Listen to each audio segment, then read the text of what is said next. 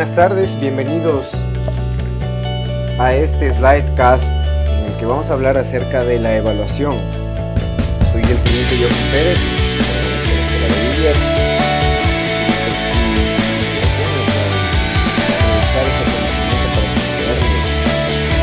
qué se evalúa, quién se evalúa, cómo se evalúa.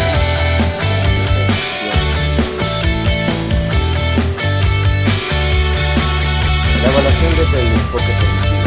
Según Casanova, la evaluación hace referencia a que la evaluación desde el enfoque formativo está inmersa en el proceso de enseñanza y de aprendizaje y se lleva a cabo con el propósito central de mejorar el desarrollo de los niños.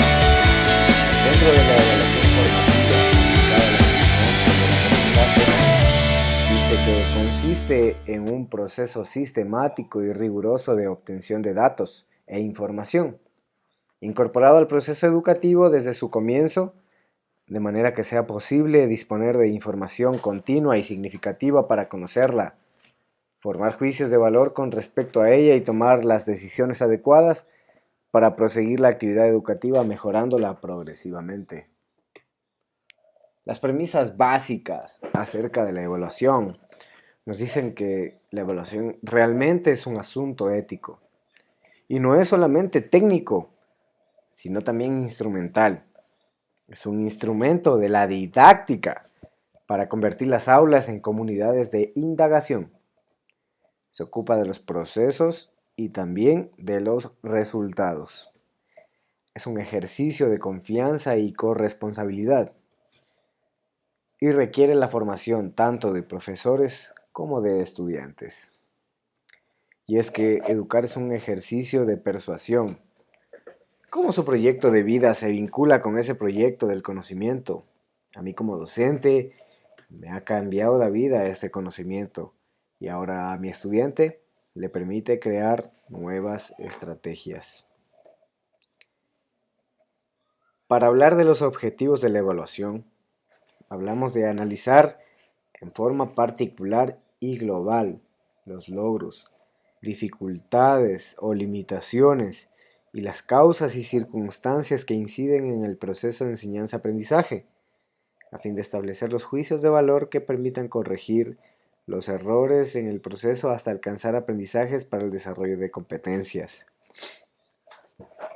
Cuando hablamos de evaluación, tenemos ciertas características de esta que es holística, interpretativa, flexible, continua, permanente, participativa, sistémica, formativa, objetiva y cualitativa y cuantitativa.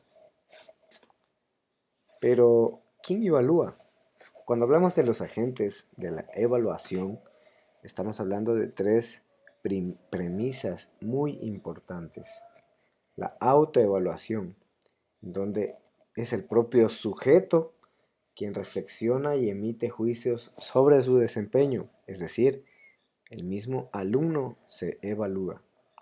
La coevaluación, donde los participantes del proceso son evaluadores y evaluados, a través de la expresión de juicios críticos del trabajo de otros, es decir, los compañeros evalúan a sus pares dentro del aula. Y finalmente la heteroevaluación. El lugar del evaluador es ocupado por el docente. A diferencia de la coevaluación, aquí las personas pertenecen a distintos niveles y no cumplen la misma función. ¿Por qué se evalúa? ¿Por qué se requiere ejercer las funciones? Pues las funciones son diagnóstica o inicial, la formativa o procesual y la sumativa final o de promoción. Cuando hablamos de la diagnóstica, hablamos de determinar los aprendizajes o conocimientos previos para el curso pertinente. La formativa es continua para cada uno de los procesos y fases del aprendizaje. Sirve como evidencia de la marcha del proceso. Finalmente, la sumativa habla de la conclusión de varias etapas. ¿Para qué evaluar? La evaluación permitirá reorientar los procesos, modificar actitudes y procedimientos, proporcionar información, detectar vacíos, atender diferencias individuales y fundamentar la promoción de los estudiantes. En el artículo 291 de la Ley Orgánica de Educación de la República del Ecuador nos habla de este particular. Cuando hablamos acerca de los indicadores de logro, hablamos de indicios, señales, evidencias significativas de la evolución del proceso de enseñanza-aprendizaje, parámetros descriptores que permiten evidenciar los resultados para la toma de decisiones en un proceso de aprendizajes, elementos que evidencian el nivel que tiene el estudiante en un determinado elemento de competencia, operacionalizan los logros de los elementos de competencia, señalan las habilidades, conocimientos y actitudes, señala una parte de la competencia, una acción que es menor. Sirven para indicar, dar a entender o significar una cosa con indicios o señales. Cuando hablamos de los instrumentos de evaluación, pues hablamos de herramientas que se emplean en los distintos momentos de un proceso de enseñanza-aprendizaje para recolectar información con respecto a los avances que se van dando en el proceso de enseñanza-aprendizaje, mediante procedimientos tanto cualitativos y cuantitativos.